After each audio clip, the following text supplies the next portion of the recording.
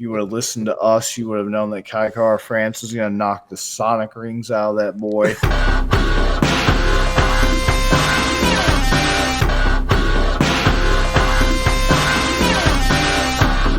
Welcome into Tapping Vegas, brought to you by Better in Green. Today we're breaking down UFC 310 between Pantoja and Asakura. Bobby, I know I missed it, but we've been doing this for over a year now, man. It doesn't feel like it at all. Like, the time has really just flown by. We did skip maybe what you think, like 4 horrible fight night cards that nobody would talk about. Other than that, man, we covered every single one. And you know what? We got to a point where we were like, you know what? We're even going to start covering those last horrible Apex cards. So I don't think we missed a card in, 4 or 5 months, something like that. Did the first year fly by for you two? Yeah, it's been a while since we haven't covered a card. And I mean, with how frequent the UFC events are nowadays, which unfortunately the quality's gone down, but the frequency's gone up, it really results in kind of a watered down product where you have multiple events every month. And to have been doing this for over a year and have, only missed 4 fights, 4 fight cards total is pretty impressive considering how there's probably at least in only 2 months 4 events that the UFC puts on. But yeah, it doesn't seem like over a year now that we've been doing this. Highly profitable. Follow along. You're able to see it. We have interns that also help us keep track of things along the way too if we miss anything. So thank you to all the interns out there helping out with that. We really appreciate you being on the payroll. So yeah, I mean, it's great, man. It's always fun to do stuff that you enjoy with people you enjoy talking to. It's really a blessing. It is, man. It is. And right now, also Better in Green, we're giving away $1 for every new subscriber we get between Thanksgiving and Christmas.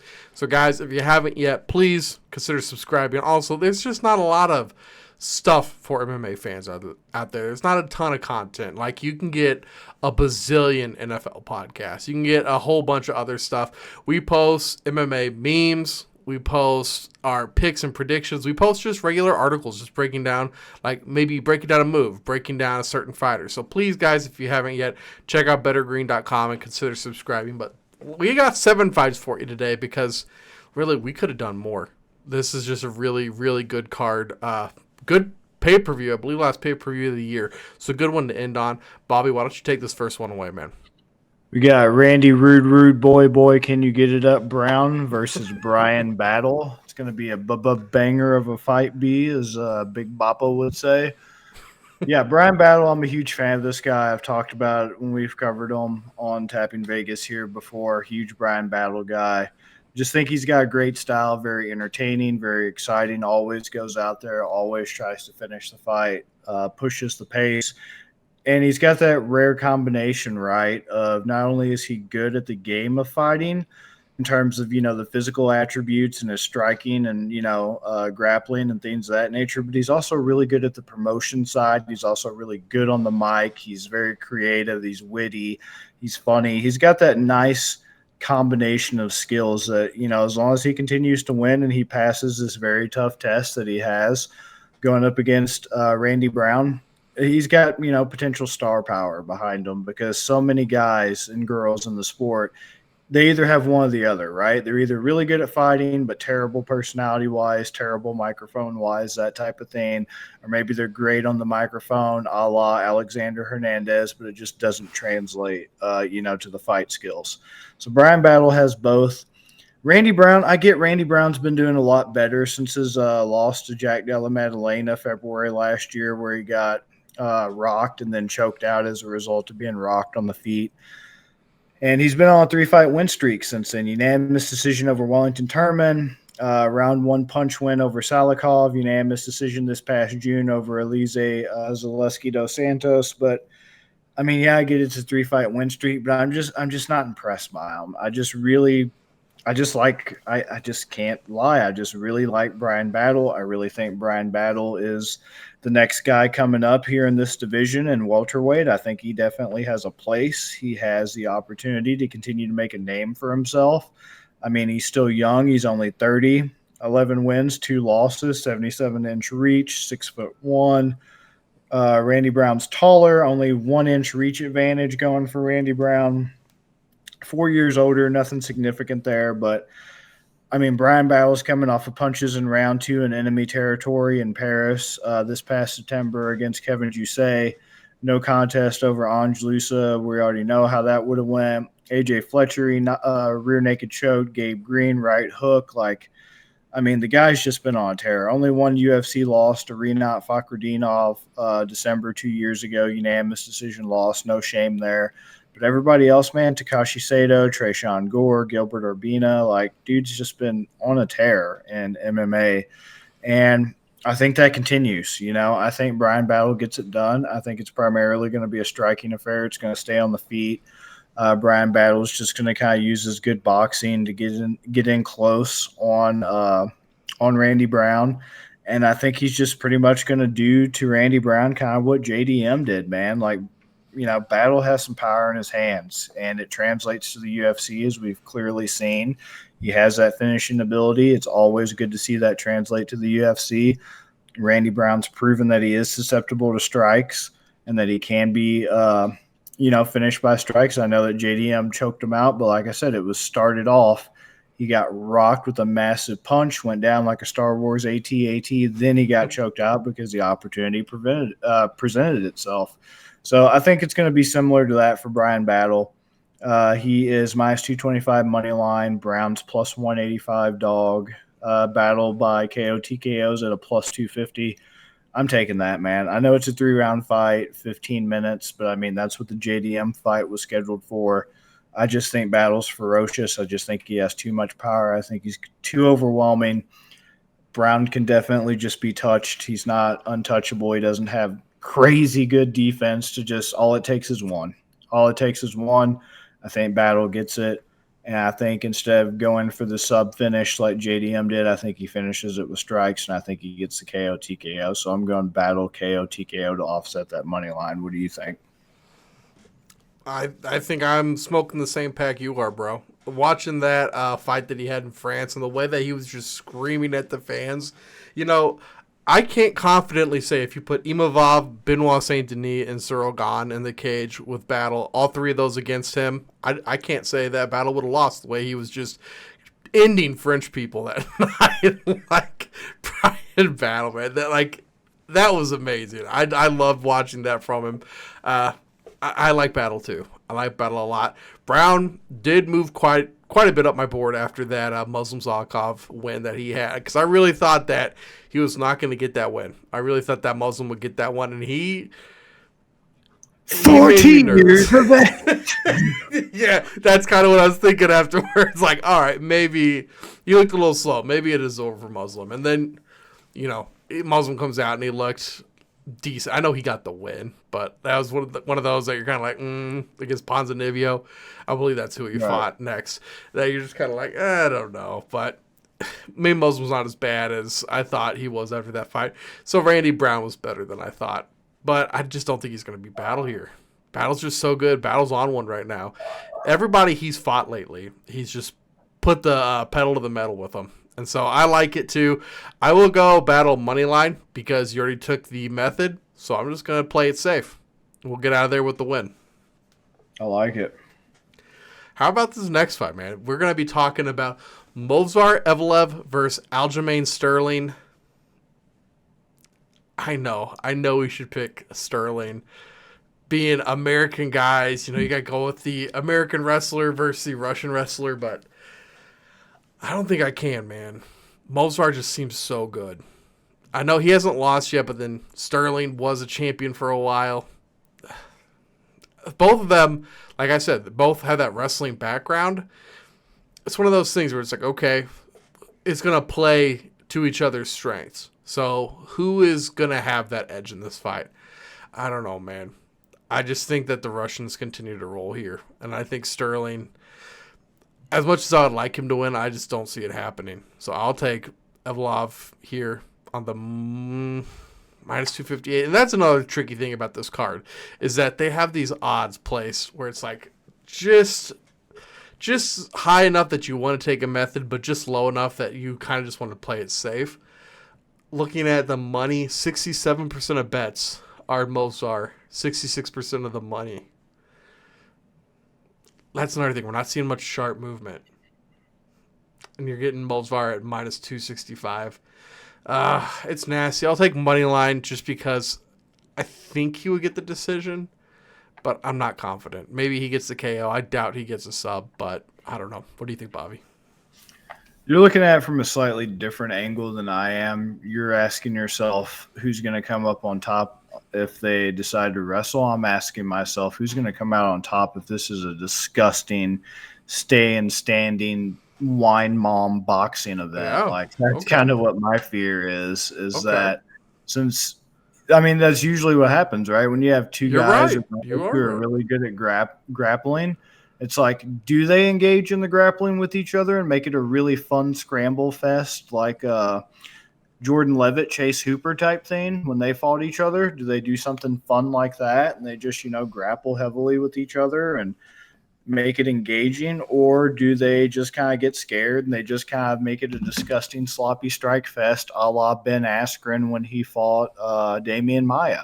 That's kind of the like those fights usually only go one of two ways, right? There's never usually these mixed martial artists are mixing the martial arts here, engaging and interesting. It's usually disgusting or, So it's tough because I don't know. I don't know if they're going to be scared. I don't know. It's going to be hard because, Evloev, he does look very dominant. Obviously, Aljamain has the pedigree that he has, being known as a wrestler. And if it comes down to, all right, now we have to pick who's the better striker, that's tough, right? Because, Aljo is the guy who's most susceptible to strikers. That's how he lost his belt to Sean O'Malley. Did well against Calvin Kattar. Calvin Cater's only avenue to winning that fight was the boxing, but we already knew that Calvin Kattar had absolutely no grappling and no takedown defense, so we knew that if Aljo could even get him, he'd be fine. But when it comes to Evloev and he doesn't have that grappling to fall back on and he's forced to stand, I don't know if Evloev's good enough to necessarily be impressive in that regard. There's things I've seen from Evloev that I like, but it's all stuff from like the regional scene, right? It's like he had like a good head kick KO on the regional scene, but he just doesn't have, when we talk about the translation of finishing ability to the UFC, he's a guy who's a classic case study, and he doesn't have it. He hasn't had a finish in his mixed martial arts career since he was at M1 in 2018. That was the last finish he's had, was in 2018. Everything else has been a unanimous decision with the exception of the Nick Lentz fight, which was a split decision. Some people argued he didn't win against Arnold Allen. It was a little bit horrendous judging. I can't remember off the top of my head if I'd agree or disagree, but Alexei Nesterov, April 2017 was when he got that head kick I was talking about. So it's like, if it stays standing, it's tough. It's tough because I just really have no idea how they're going to come out. I don't know if they're going to want to grapple. And it's like with two guys that are just kind of this, it's not pretty to look at. That's for sure. I can't say it's ineffective because clearly it's gotten both of them as far as they've been in the UFC, but it's damn sure not pretty to look at. It's not aesthetically pleasing. It's not really technically sound defensively or offensively. So it's like, minus 265 for Evloev, plus 215 for Sterling. It makes you tempted to take Sterling, but I'm going to be with you on Evloev, and you said just money line, right? I did. I looked up methods. Dude, if you take the double method KO decision, it takes off 8 points. Minus 258 to minus 250. If you do just one method decision, still minus 150. Like, that's horrible. Yeah, you're just getting screwed because, like, I just don't think he's going to get a finish, especially against Aljo. Like, I'm not a big Aljo guy. I'm not really necessarily a Movsar guy. He's not bad, but neither one are my favorites.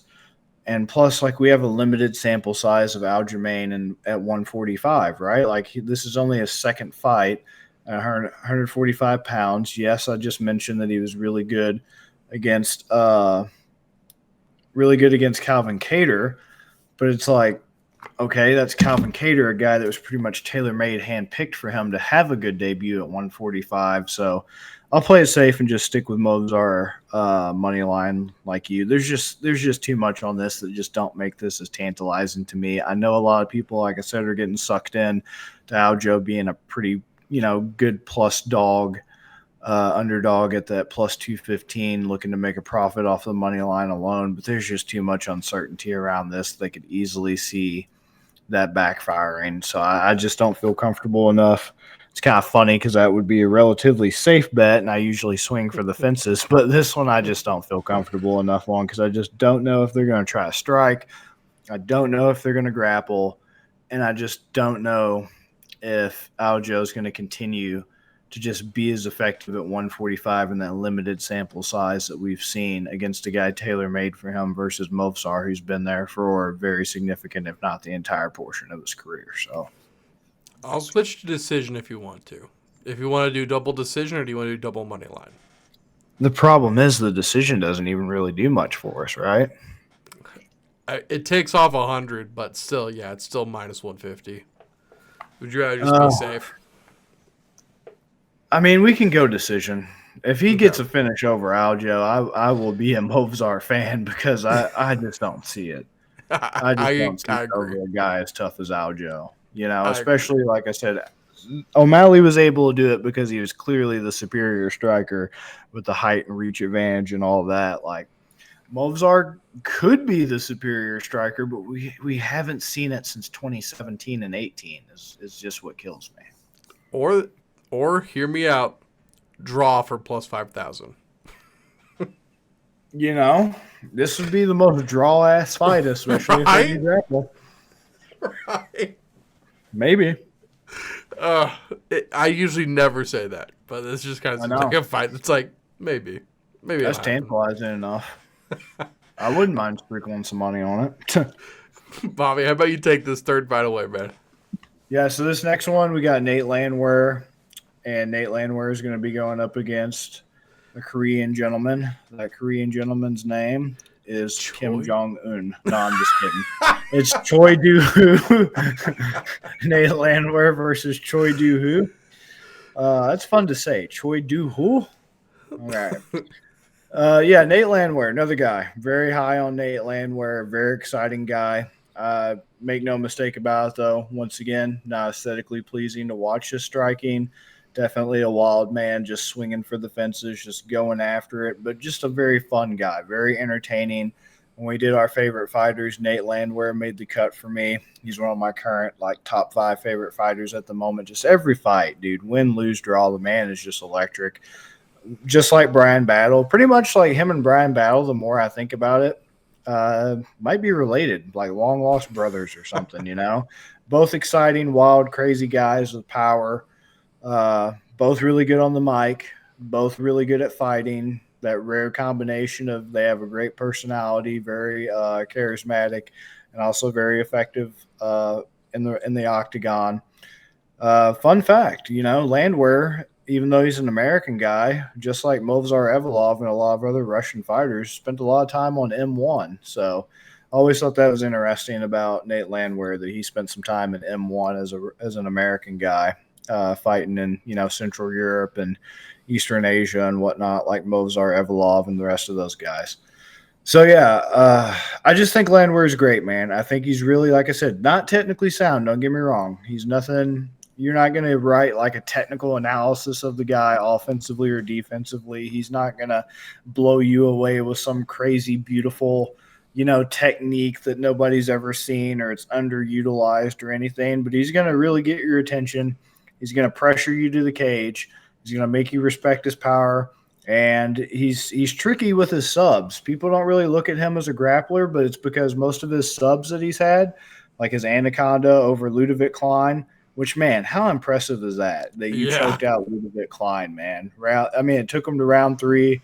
Performance of the night bonus he got from that. Choked out Austin Lingo, another performance of the night. The guy is just performance of the night bonus machine. And, he lost to Dan Ige, but it's Dan Ige. Julian Erosa, when he lost to him, Julian Erosa was coming back, had a lot to prove. Is concerning that he's lost to Herbert Burns, but that was his first UFC fight. I'll chalk that up to, debut nerves, and that's been 4 years now.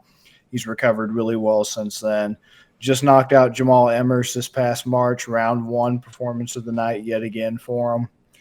I think Nate Landwehr is just phenomenal. Very entertaining guy. Hope to see him continue to be on the roster for a very long time to come.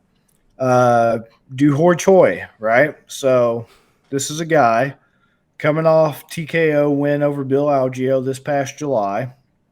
Majority draw Kyle Nelson February last year. And then before that was very inactive. I think he might have had mandatory military service, kind of interrupt his career like Korean Zombie did when Korean Zombie was coming up. That might have been it. I'm trying to double check. I don't see. So maybe it was military service. Maybe he was injured. I'm not seeing why he had such a long layoff, but pretty much he had 3 losses in a row. So December 10th of 2016, lost to Cub Swanson by unanimous decision. 2-year layoff, right? So 2-year layoff, didn't fight again until January of 2018. Lost to Jeremy Stevens by TKO. Didn't fight until 2019, so almost another 2-year layoff because it's December 2019 before he fights. Loses to Charles Jourdain by TKO. Goes to a draw last February with Kyle Nelson. Only fights once that year. Only has fought once this year so far. This would be his second fight this year. So he's coming off 1 loss that he got. I mean, he's coming off 1 win, by TKO. He's got over Bill Algeo. But since 2016, he only has had 5 fights. This will be his 6th fight since 2016.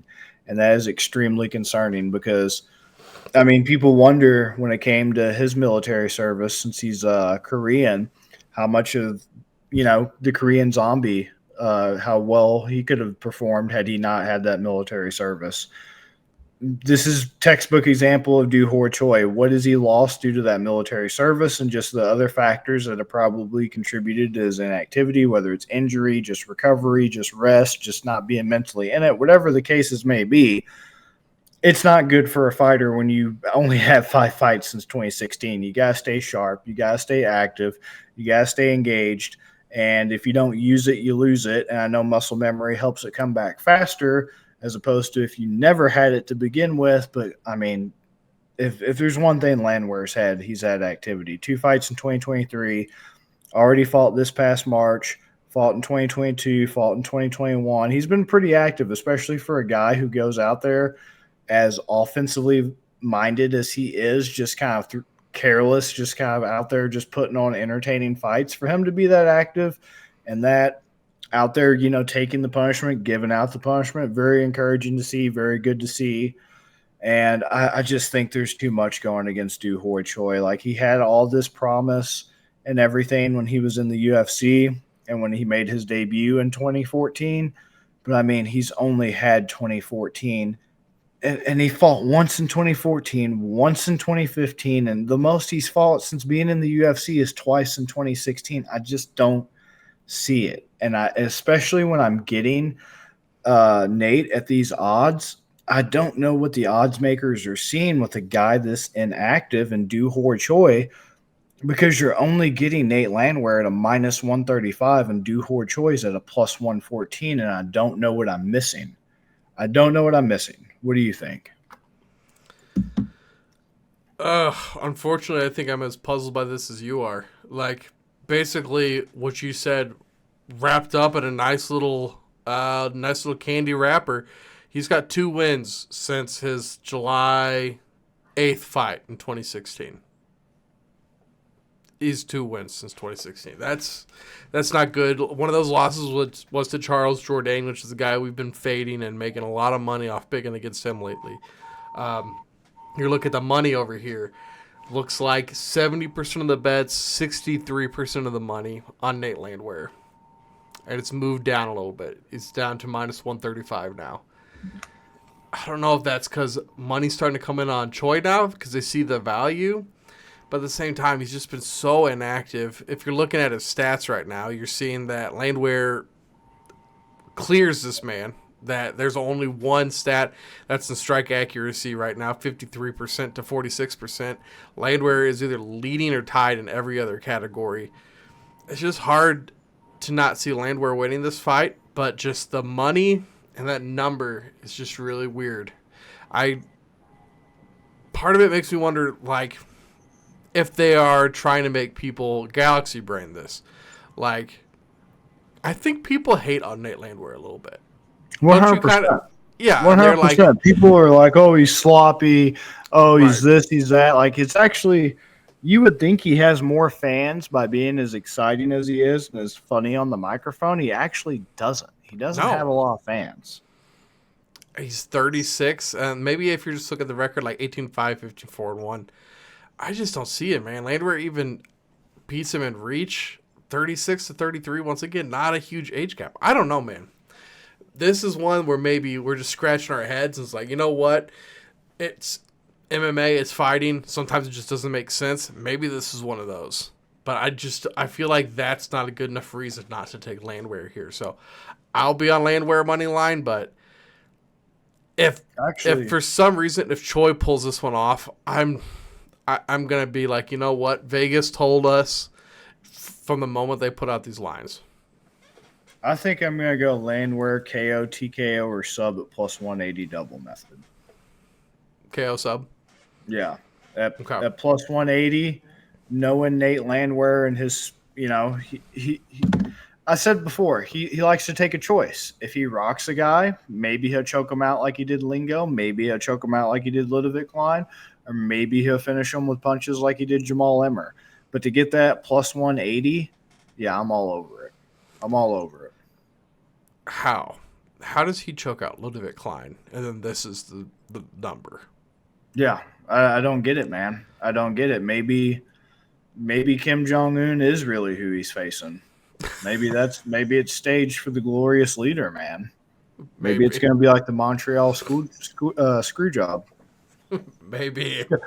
Screw job? This was weird. Let's move on to the next one.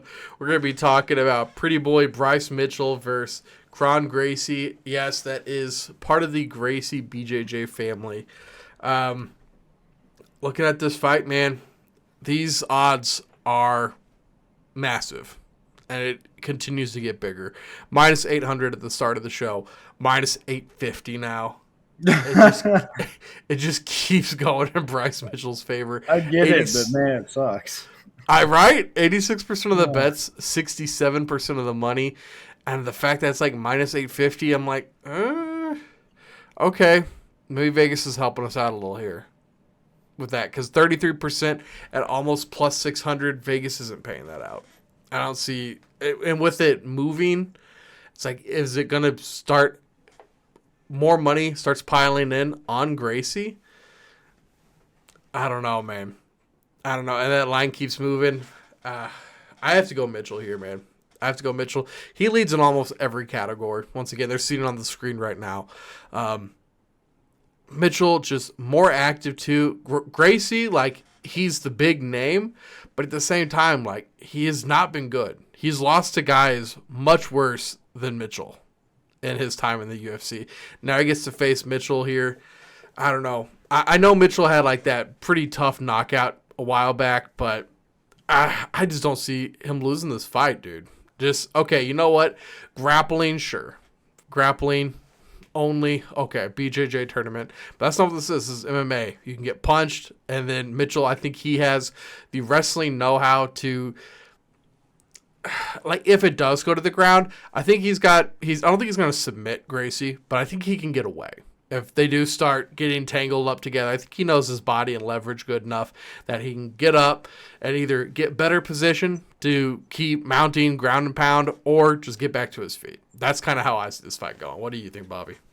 I think he might be wild enough to try. This card is just full of guys that I love. I love Bryce Mitchell. I love Bryan Battle. I love Nate Landwehr. Like, this has a lot of people I genuinely like on it. Bryce Mitchell's another one of those crazy-ass dudes that I genuinely like on this card. He might be crazy enough to try. I mean, nobody thought he was going to damn near submit Charles Rosa. I know Yeah. obviously there's levels to this and everything else, but so many people going into that Charles Rosa fight were like, he's a black belt, he's a black belt. And even though he didn't get the sub, he had good defense, credit to him. He made Charles Rosa look like a white belt. He made Charles Rosa look terrible, like an amateur, like he had never taken a BJJ or wrestling class in his entire life. I mean, he got choked out by Ilya Taporia, no shame there, Right. 2 years ago. Yeah, as you mentioned, he got knocked out by Josh Emmett, the guy who has ungodly power, going up Right. against the guy with absolutely no striking defense and Bryce Mitchell. But I mean, it's pretty much like pick your poison here. Bryce Mitchell's better in the striking department. That's not saying much, don't get me wrong. His striking is still not good, but it's worlds better than Kron Gracie. And Kron Gracie, he came in with so much hype and just has done nothing. Kron Gracie, honestly, he's been an embarrassment. And I don't like to like pile on fighters and just like shit on them and everything this hard. But dude, Kron Gracie has been absolutely terrible since he came into the UFC. Like butt scooting, like the definition of whatever you think about stereotypical, disgusting, pure BJJ that just makes the whole sport tainted and look bad in a mixed martial arts setting. That is straight up Kron Gracie. The butt scooting, the just flailing down, crawl atop me, meet your doom bullshit that Yeah. he did against Cub Swanson, that he did against Charles Jourdain. Like, it's just been bad. Like, he was lucky that he choked out Alex Caceres. And then he's only had 7 total MMA fights, 5 Yeah. wins, 2 losses. Has only won once in the UFC. Like I said, Alex Caceres isn't good either, but that was 2019. Lost in 2019 to Cub Swanson, took a long layoff, didn't fight again until 2023, and lost to Charles Jourdain. So it's another do or Choi situation. Mm-hmm. We've wasted so much of your prime and your potential for what? Did he And take all Jourdain that? got you. Yeah. He got Like, both of them. did he take all that time off and get better? No, because he still lost to Charles Jourdain and he was still doing the same things that he did against Swanson against Jourdain. Like, at one point, Cub Swanson in that fight, he was just body shotting them and just spamming the body shot. And it's insane how he didn't go down from how many body shots he took. Somehow, some way, with whatever weird, crazy, tantric, sex, esoteric breathing practices he had, he managed to not gas out, but he still just got handily dismantled. So it's like, what is Bryce Mitchell going to do? He's a crazy man. They're both flat earthers. So you know this thing ain't going last. It's not going longer than a round because the earth isn't even round. It's just flat. It's just a rectangle. It's not a sphere. It's an octagon. So it's like, what is he even going to do? Yeah, it's an octagon. Is he going to strike with them and body shot him to death like Swanson? Maybe. Is he going to box his ears off like a Habib's version of doing his Muhammad Ali against Ali Quinta in a Walmart great value version? Possibly. Is he going to try to prove a point that his BJJ is better than the guy with the legendary BJJ name? Probably. Would he be able to do it? Hell yeah. He's going to pretty much have his way with Kron Gracie however he wants. It's going to be embarrassing. It's going to be terrible. So it's like, is he going to do KO, TKO, or sub? Because if you do that, you're getting it at a pretty decent plus 225. But then I'm also tempted to just say outright sub at plus 400 or outright KO at plus 500. It's just, you're getting so much value on this. Like, I struggle to see how Kron Gracie does anything different because he's proven to us already. All right, I've taken 2 years off. I've thought a lot about my future, what I want my future to be, how I want to fight, how I want to get better to not embarrass myself, and I'm going to do the same exact shit. And it's like, okay, I get it, but I guess so far I'm going to go KO, TKO, or sub at plus 225. I don't like it. I'm gonna do the KO decision at the minus 450. I just think maybe Gracie can outlast him. Like I think he still loses, but I just think maybe if Gracie just like tumbles around enough, he can just run out the clock. Maybe, and now I'm worried about, since I brought up the whole Cub Swanson thing, because it's like Cub Swanson has some power. He is a strong dude, and he was just, God, he was pummeling them, and he just somehow, like I said, tantric, sex, esoteric breathing. I guess I'll go. Yeah, I'll be with you on that one. Let's go with that. Maybe I'll come back for a haymaker. We'll see. I know the minus 450 is disgusting, but what are you going to do in this fight? I mean, Right. even if you take him at the just straight decisions minus 200, like you're not going to take that. Just take the double. I like it. Right. If he gets the sub, though, I'm buying you a beer. There you go. All right, Bobby, why don't you take the next fight away, man? Ciryl Gane versus Alexander Volkov. Boy, they gave Gane a hand-me-down little here's a pat on the butt. Hope you go out there and argue winning, son, on this one, because this is pretty much the most winnable fight for him in the division at this moment. That still gives him a name, still gives him an opportunity. This fight doesn't move me nearly as much as the rest of the fights on this card, so I'm going to make this one probably the shortest that I can. What are you going to expect from this fight? Fireworks, baby. Pure fireworks. Two big boys just out there just doing their best impersonation of like a Billy Blanks Tybo middle-aged mom workout video you've ever seen. It's going to be a lot of huffing and puffing and just kicking, and just maybe somebody's little house is going to get blown away, but I highly doubt it, because, God, this fight just really, really sucks the air out of the room for me. It's who cares? Who cares? If it's not Tom Aspinall versus John Jones, who cares about heavyweight in the year of our Lord 2024?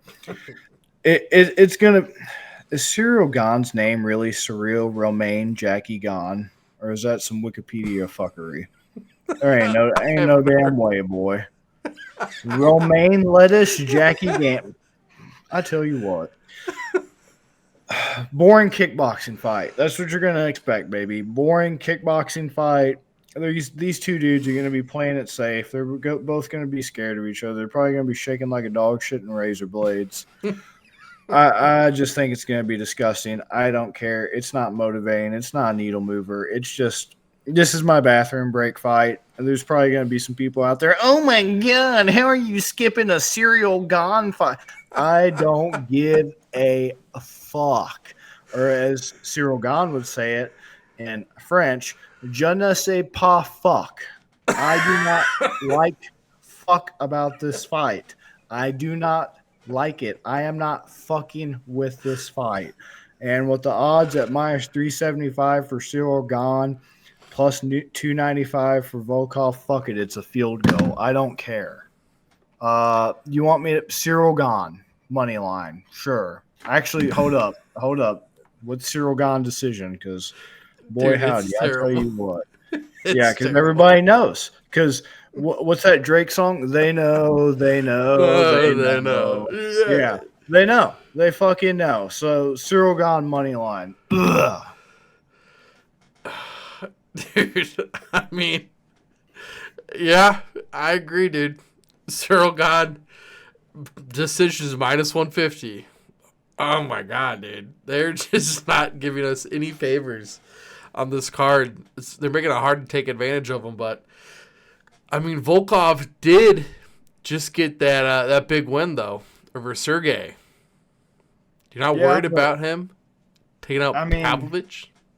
I think the main thing that helped Volkov get that win was they knew each other in sparring so well. And pretty much Volkov knew, all right, this guy – I also think he hammed it up a little bit with his like, yeah, when I would spar with him, except he'd say it in Russian, when I would spar with him, I wake up, I no remember shit. I don't know what fuck happened when I spar with this man. He probably hammed it up a little bit, and he was probably kicking his ass and sparring. Because, I mean, when you watch that fight, it's like Volkov knew exactly what to do. He knew to keep the distance. He knew to play it safe. And he just pretty much picked Sergey Pavlovich apart, and Pavlovich pretty much got exposed as, all right, if you keep this guy at distance and you just piece him up with kicks and you control the range and you don't just let him bum rush you, you can pretty much cruise to this decision. You can just point fire him to death. So I think that played a big role in it. Because, I mean, yeah, now he's on a 4-fight win streak as a result of that, but it's over Tai Tuivasa, who is always just overrated.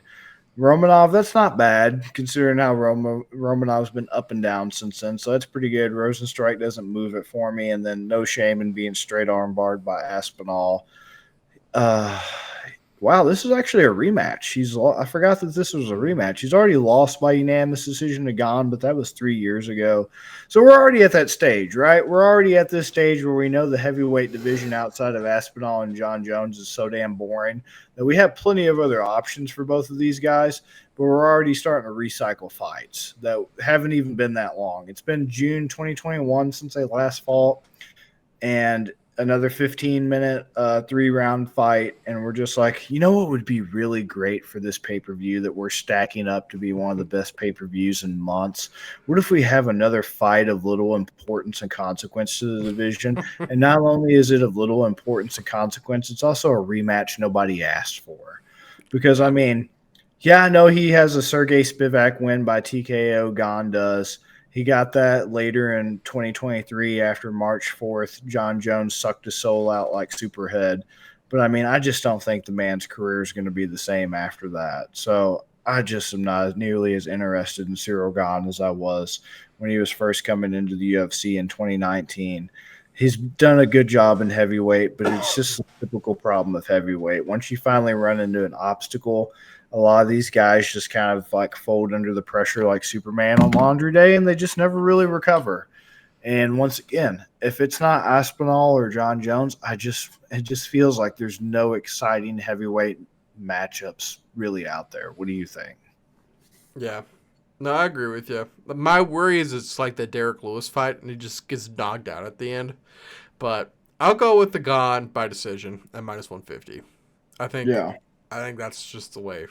He won by decision last time. I mean, Volkov has decent defense. So, yeah, I'll go Gane by decision. Yeah. I mean, at least I think he's learned a lot because he was winning that, Derek Lewis fight. Yeah. But that's also because Derek Lewis has ungodly power. And yeah, Ciryl Gane has power too, but there's nobody in that division that just has that ungodly Derek Lewis power. And there's a reason why the man has, or at least is tied for, most knockouts in UFC history. It speaks for itself. Yeah. Oh, good point. Good point. We're talking about a lot of our favorite fighters today because I'm going to talk about one of my favorite, probably top 3 favorite fighters right now. That's Shavkat Rakhmonov facing your number 1 favorite fighter, Garry. How about that, Bobby? I'm going to say some things later that are actually probably going to blow your mind. Oh, I You're am not going to shocked. expect it. Yeah. Well, I'm going to go through mine fast so I can hear yours. I really would like to hear you say something positive about Garry, but yeah, I mean, what else can you say besides 2 dudes, young, early in their careers, undefeated? This is just an excellent fight. I get they got Pantoja and got a championship fight to headline it. This is a fight I'm most excited for. I cannot wait for this fight. Shavkat, one of my favorite dudes out there. And then we saw early UFC dominated by, we had the BJJ era. Then we had the wrestler era. I feel like we're in this Sambo era now, where we're seeing a lot of these Dagestani guys, masters of combat sports. You'll see on their Wikipedia pages, all these Russian guys. Rakhmonov, I believe, is Kazakhstan or something like that, where he is from. Gotta do your research. Uzbekistan. Uzbekistan. I know it starts with a K. Whatever. Very nice. Yeah. I just like Shavkat a lot, man. Both these guys have faced very similar competition, and whereas I see Gary's more of the decision guy, Shavkat's more the finishing guy. And I like Shavkat a lot. I don't know if he gets the finish here. Man. And, I really thought these odds would be closer, too. Having Shavkat at minus 375, I'm not an Garry guy, but that feels a little disrespectful for, both these guys, so young, undefeated. I mean, Gary's coming off, I believe his last fight was MVP, where he beat MVP, who MVP looked like he was going to be on a tear when he first entered the UFC 2 fights ago. But I'm going to take Shavkat here. I have a hard time saying he continues his finishing streak. I don't want to take the minus 375, but I think I will here. Just because decision plus 275, okay. Submission plus 180. I think that's like absolutely possible. Knockout, I think probably a little less so. So how about Shavkat decision sub? Okay, decision subs minus 125. Any double method with Shavkat's going to be minus money. I'll do the sub decision at minus 125 for Shavkat. I don't. Ian Garry, man, the decisionator. You're gonna say something good about Ian Garry. At these odds, man, that's the main reason why I'm so in on Ian Garry. It's just too tantalizing, man. It's too tantalizing. And here, I offer you this. All right. Ian Garry, right? Phenomenon, right? Mm-hmm. Phenomenon. Whole career carefully curated by one. I don't even know what the hell her name is. Let me look it up. Layla Anna Lee, carefully curated by her, right? Even writes a book about it, how to secure an athlete husband or whatever the hell it was, how to be a wag, right? Yes. Carefully creates this whole career, this whole persona about this guy, right? Genetically engineered in a lab to be like the leftover residue in the bottom of a Monster can mixed up with the backwash from a Red Bull to be the greatest Dollar Tree version of Conor McGregor you've ever seen before in your entire life, with none of the pizzazz, none of the charisma, and all of the audacity and undeserved arrogance, right? So Ian Garry is coming off of an absolute dismantling of Michael Venom Page, the 40-year-old slayer, the destroyer of bin men and library workers part-time on the weekend everywhere. Do you know how fucking insane that is to take a guy like Michael Vicious Venom Page, the slayer of these individuals, putting guys with cracked skulls and Pokemon balls in front of their families on national TV, and you take him to a disgusting, gritty, blood, sweat, and tears decision? That's impressive, man. To be able to go in there with one of the generational karate striking talents of our age and go to a grueling decision with him really moves me. And here's why. Because I don't want it to fucking happen. Because I don't want him to win, and because the odds are this good, and because it would piss off a lot of people. That's exactly why it's going to happen. Because everybody's treating it like a foregone conclusion. So I'll get into some real reasons right quick and then wrap this up with a nice little bow. Shavkat, really good at pressuring people to the cage. That would have been great if this was Ian Garry's second or third fight in the UFC. But to his credit, as much as I personally hate the guy and have never been a fan of him, from the Jordan Williams fight, which was his debut, November 2021, right around that Neil Magny fight, he started to make a change. I started to notice. Daniel Rodriguez, it was over too fast to know. Song Keenan fight, he still looked bad. But around that Neil Magny fight, credit to him, he stopped getting backed up to the cage nearly as much. And my past research on Garry, my number one criticism was this dude gives ground way too easily. You immediately pressure him, he immediately goes instantly up against the fence, even up against like guys like Darian Weeks who are like making their UFC debut coming off the – I can't say that because, you know, I used to train at this institution, so I'm just not going to go there. But anyway, so he gets pressured way too easy. He started to fix that around the Neil Magny fight, started to add an interesting element with a calf kick to it, started to be really good at the clinch. The clinch was always a strong suit of his that he'd always had since his UFC debut. Good clinch work, good at pressuring people himself to the cage to be able to initiate the clinch, do that weird little, I can't even say it, the spicy little, you know, flailing of his legs, weird takedown, hold him against the cage wall install thing that he does. Really good at that, dictating that. Favors that high kick. He's a tall, rangy guy, has that left high kick, I believe it is, that he's really good at setting up, has some weapons to set it up. He has a lot of good attributes, don't get me wrong, and he is a well-rounded guy. The only thing we haven't really seen tested is like his pure ground game. We've seen the grappling and the clinch, and he's good at that when he initiates it. And when he is backed up against the fence, he got a lot better about, one, not letting himself get backed up there in the first place. Two, if he does find himself there, laterally moving out instead of just, you know, doing the Edson Barboza galloping around just to corner yourself again, basically. Really good at that. Really good striking. Like I said, head kick and punches over Daniel Rodriguez, ended up TKO and Song Keenan, KO Jordan Williams. The high kick's good. I think he's a southpaw predominantly. If he's not, in turn can do it. Thank you. Please give me my coffee next time too, so I can be mentally sharp and on this, and I don't make mistakes. That's what you don't get paid for anyway.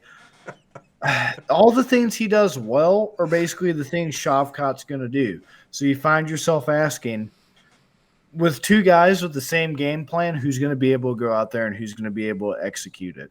You know, if they both want to clinch, who's going to be better in the clinch? If they're both going to strike, who's going to be the better striking? The X factor is Shavkat going to do traditional takedown attempts or find some way to actually get this to the mat and expose, in the UFC at least so far, a relatively unknown mystery box of Ian Garry's pure grappling back on the mat, or he's trying to scramble, or he's trying to create scrambles, or he's trying to get on top. Like, what's going to happen here? That's the big X factor, right? Because even though he does have all these finishes, I can tell you for one that Jeff Neal rear naked did not come from how some people might be thinking if they've never seen that fight.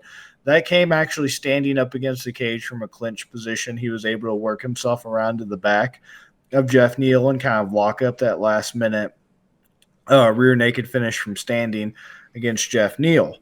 So, all that being said, the odds are just too good right now with so much unknown with Garry, with Shavkat. It's just too good for me to pass up. I got to put my bias to the side. Garry at plus 295 money line is just too good to pass up. I would have never guessed. I would have never guessed in a million years. Hey, I got to put profit and accuracy in the show above my own personal bias. Because trust me, You're I right. really want Shavkat to do it, but you don't bet with your heart. You're right. You're absolutely right, man. And right now, like, I always pick who I think is going to win the fight before I look at the odds, because I don't want that to sway me one way or the other. I feel like Vegas is really sharp on this one, and maybe they're going to get a couple of them wrong. And so, taking an underdog, I don't hate that at all, Bobby, especially an undefeated underdog at almost 3-1 odds. So, I like it. This next fight, I'm very interested to see what you think. Part of me says that it's between, I'm not going to ruin it, but a champion and an Asian country fighter. Part of me says that, this guy's coming in. It's his first fight. He gets to fight for the championship. The UFC isn't going to want their guy to lose to a guy that's in a different organization overseas. But then another part, I heard somebody saying that they do want that to happen because they want to break into that Asian market. And we've seen a lot of Pantoja versus Royval Moreno. They already tried to get guys, Tatsuro Taira, try to get him pushed up the ranks so he can start really getting some more Asian viewers, while also getting some new blood in that division. He lost, and so it's like right now, is the UFC, are they scrambling for the Moreno, Royval, Pantoja? They don't want to just keep rotating those three. I'm really excited to hear what you have to say about this main fight, man. Yeah, so Kai Asakura versus Pantoja. So, yeah, Alexandre Pantoja, really good guy. Another guy I really like on this card. Very entertaining fighter. Dominant champion so far. Pretty much has been dominating the flyweight division in general. Ever since 2021, the man's just been on absolute tear. Manel Cap, Brandon Royval choked out with a rear naked, neck cranked Alex Perez, split decision over Moreno. Unanimous decision again over Royval. Unanimous decision over that fraud Steve Erceg, whose name should never be uttered again on this show. If you would have listened to us, you would have known that Kai Kara France is going to knock the sonic rings out of that boy. Anyway, Kai Asakura, this is an interesting fight, and I feel like this is on a card that has some really glaring, inadequate, discrepancies in terms of matchmaking and some really close fights in terms of matchmaking. Like one polar extreme to the next. This one is a very, very close fight, and this is probably the closest fight on the whole card where you could just make such a strong argument either way for Asakura or for Pantoja. And what you were mentioning about, does the UFC want a guy, from another organization to come in, instantly get a title shot, be able to beat their champion? maybe it's kind of hit or miss on the UFC with that, right? So, like Brock Lesnar, for example, that's a guy who, when he came into the UFC, they instantly signed him. The man only had one MMA match, point blank, period. No matter what organization, they instantly put him in against Frank Mir, a legend of the sport, right? They clearly were hoping that he'd be able to just come right in and, like, they had no qualms, right, about, okay, this guy's only had one MMA fight. How bad would it look if this guy with one MMA fight came in and just dethroned this dude who's been in the organization for a while and is like on a legendary tear, right? Because Frank Mir, when he fought Brock Lesnar, Frank Mir, the dude was just insane. The guy was coming off of, I mean, he was 10-3 in the UFC, but he was like Anthony Hardonk, Dan Christensen, Tim Sylvia, Wes Sims, like Tank Abbott, Pete Williams, Dan Quinn. Like, he was fighting a lot of dudes coming up through the UFC, and he had been in the UFC since 2001 when he fought Brock Lesnar in 2008. He had already been a pretty grizzled vet. So it's like, do you want Brock Lesnar, even though this guy has a name, has a lot of fame from the WWE side of things? Like, once again, that's something against him. You want a guy doing fake wrestling, the drama, the male soap opera, to come in and instantly be your champion, to instantly beat a guy with 8 years of UFC experience. And they were like, hell yeah, we do. Then you also have examples of guys like Ben Askren who come in and they're like, all right, we're going to make an example of Ben Askren. You want to be in the UFC, Ben Askren? All right, we're going to give you hard fight after hard fight. And all right, we didn't expect you to win the Robbie Lawler fight. It was a little controversial, but we're going to make sure this next fight you have no chance. And so even though people thought he had a chance because it was against Masvidal, they got what they wanted, which was to embarrass him. They set him up. So it's hit or miss, right? It could go the Ben Askren route, and they could be setting him up for embarrassment, or it could go the Brock Lesnar route, where they're like, we want this Asian market, like you were saying. We want this Japanese market. We're trying to, one's really big over there. Ryzen's really big over there. There clearly is a market for Asian MMA. It's just one of the biggest barriers, and vice versa, for Americans to watch Ryzen, to watch One, to watch these, uniquely Asian promotions. It's the time zone, right? It's always the weird times and the weird scheduling. But if you could get somebody like Asakura, especially with him being specifically Japanese, like, there's always been a theme in the UFC where it's like, MMA is big in Asia, especially in Japan, but there never has been in the UFC, to my knowledge, an actual Japanese champion. There's barely even been Japanese fighters, period. Like Takashi Sato, we talked about, was one of them. And then there was the guy in the bantamweight division that fought Peter Yan, whose name escapes me. But there's not even been that many Japanese fighters. So this is their opportunity. So how do I see this fight playing out? It's tough because Asakura, the tape I watch, he's gonna have a learning curve, right? And you would think, with him being a world-class fighter and with some time to prepare, because he's been announced in the UFC for at least over 5 months now, you would think he has some time to prepare to the octagon, to prepare to the rule set and all that. But there's going to be some dramatic differences. You can't do soccer kicks. You can't knee ground opponents. Right. You can't do these things that I was seeing Kai Asakura get a lot of finishes off of in his highlights. You can't do those in the UFC. And regardless of whether you agree or disagree with the rules and whether they're appropriate, the only change that's been made to the rules since then is you can't be grounded with just your hands on the mat. So you can't milk that. But as long as you have at least your hand in like a knee or your butt or your back or whatever, or some other limb, then you're still grounded and you still can't be kneed and you still can't be struck. So that's taken away a lot of weapons that Asakura favors. He can't do the soccer kicks, and he can't knee or kick or ground opponent. He can't even do like the Kevin Randleman. I saw him when he's grappling and he has top position. He likes to do like the Kevin Randleman, like he lifts his body up in the air and does like the stomp knees on like the opponent's head, Kevin Randleman style. He can't even do those in the UFC. So he's going to have to deal with that. He's going to have to deal with, this is now in an octagon. It's not in a boxing ring. That changes the grappling. You can't just fall through the ropes and have to get reset and things of that nature. And the other thing is, this is the biggest X factor, is I've seen some really good takedowns from Asakura, and I've seen some really good judo from him and some trips and like some uchimatas. and like a single leg into like the little trip like Peter Yan style. I forget the Japanese terminology for that off the top of my head.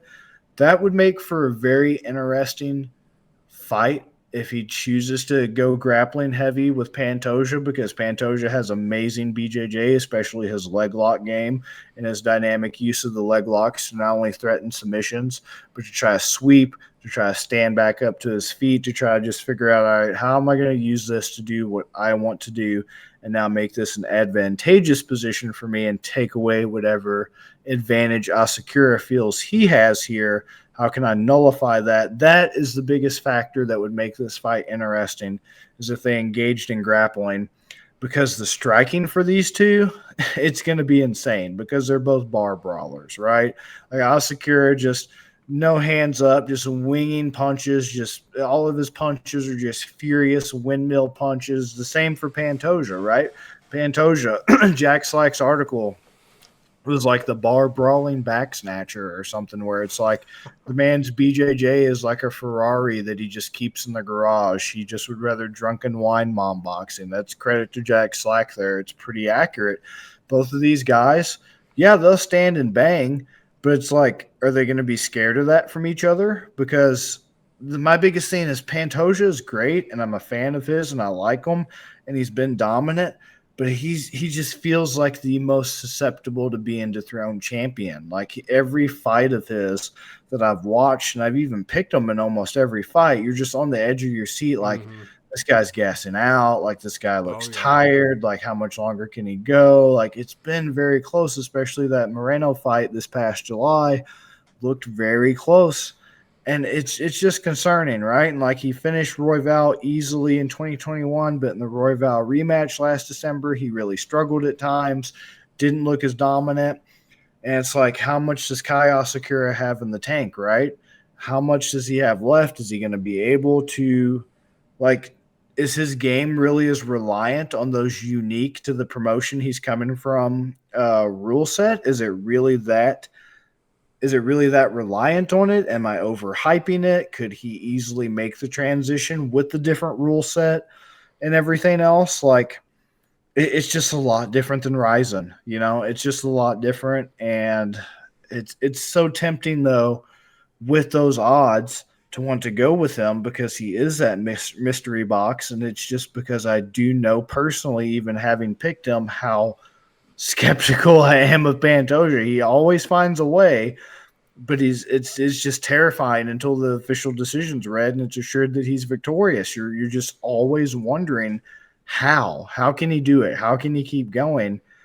And it's like that's why I'm kind of like maybe Asakura, but it's like I'm hoping his power is why he feels so confident and just carelessly swinging and going with Pantoja like that, because Pantoja doesn't seem to have the same power. He doesn't seem to be just putting guys out like that. I mean, let me try to see when the last, because he primarily gets sub finishes like against Royval and against Perez. But man, it's been 2 years now since he's had a finish.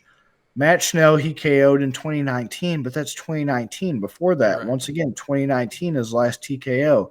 I think he's just a bar brawler, but I don't think it's because he has confidence in his power like Asakura. I think Asakura does that because he's like, you're not going to be able to stand. If you're going to do this and you're going to stand with me, you're not going to last. So that's kind of what gives me some optimism. The biggest X factor is the grappling. If it goes to grappling, I don't know who's going to have that edge there because, like I said, Pantoja seems hell-bent on not using it. Even when it would greatly benefit him to use it, he just refuses. It's like he's got this little voice inside of his head that's just telling him, like, just bleed, bro.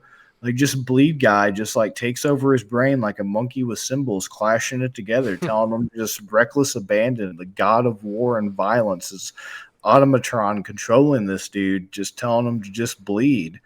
And the same for Asakura, but I guess I'm going to go Asakura at plus 210 just because I'm tantalized by the mystery, because I'm tantalized at how he's going to do this. If the UFC is taking that angle of, all right, we're going to give you the best matchup we can. It's going to be challenging, but it's also very winnable if you have a good strategy. And for God's sake, let's please get this Japanese market going. You could be the first Japanese champion in UFC history, to my knowledge.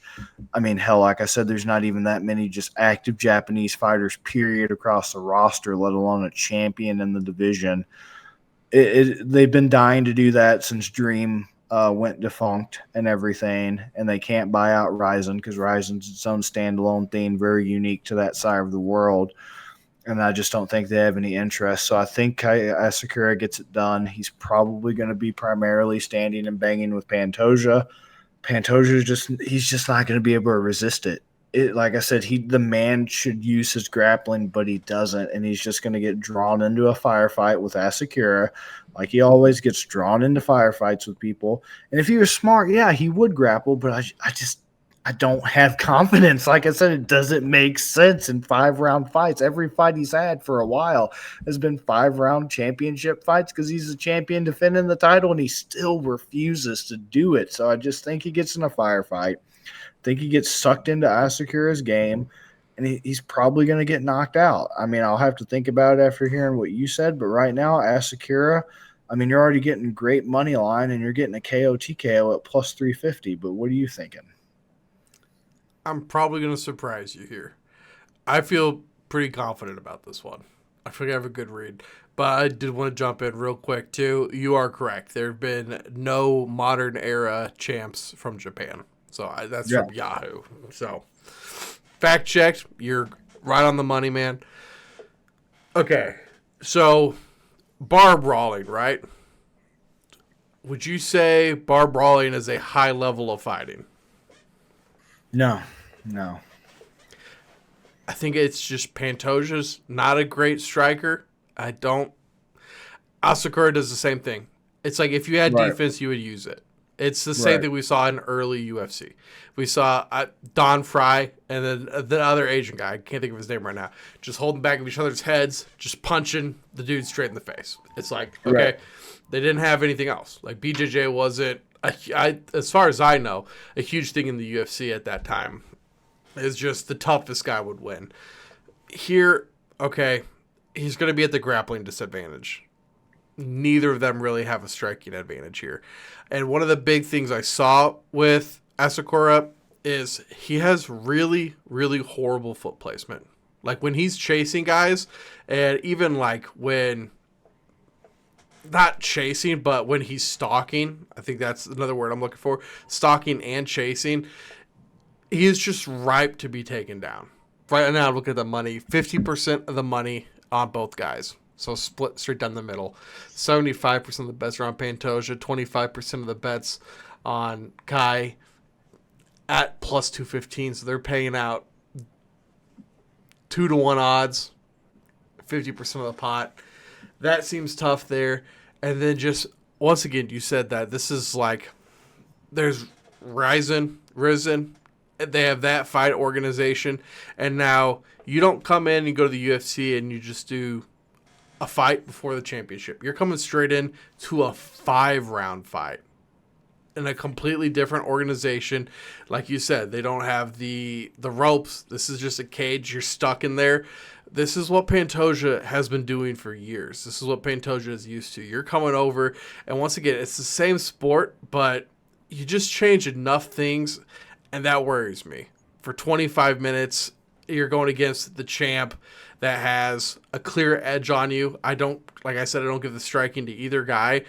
And then, once again, Asakura, could he get DQ'd? Because sometimes when you just get in the heat of the moment, you're going, is he going to do something that's not allowed? And then Pantoja gets the win there. There's just a lot that is freaking me out about Kai. So for Pantoja, once again, I kind of think Pantoja subs him. I really do. And Pantoja has just no finishing instinct in him at all, which is kind of what you were saying too. It's just, you're hoping he looks so gassed. You're just like, please just get to the end and win. Just get to the end and win. So I am going to do a double method. I'm going to do the sub decision. That's at minus 165. So it's not great odds, but I just think there's a lot going against Asakura in this fight. Anyways, Bobby, talking about haymakers, that is a big plus odd play that we give you guys each week to try to get you guys some money to be paid out. Right now, if you guys spend $5 over on DraftKings, they're giving you $150 if that bet hits. So please visit our friends over there. The link is in the description and also posted on our website, bettergreen.com. That's better, BETTOR green.com. Bobby, what are you thinking for this haymaker, man? I think I'm going to go Garry, KO, TKO, or sub at +6. Okay. It's just too tempting, man. Just too tempting. It's not what I personally want to happen, but I mean, it's going to be one of those situations where I win no matter what, right? Either the guy I personally want to win actually goes out there and gets it done and his stock continues to rise, or the guy I'm not fond of wins, but I get to wipe my tears with some money. Right. Right. You know? Absolutely. Absolutely. I like it, man. Guys, that's going to do it for this episode. I believe there's one more card before the end of the year. There is. All right. Colby Covington versus Joaquin Buckley. That's right. How could I forget? That's God. Please, Buckley. But guys, all you nerds and virgins to the 7th layer of hair. Oh God, Colby's so cringe. I hate Colby Covington, dude. That's going to do it for this episode. We'll see you guys in the next one. Once again, make sure you guys subscribe. $1 goes to St. Jude for every new subscriber we get up until Christmas. Guys, we'll see you in the next one. Peace, guys. Peace.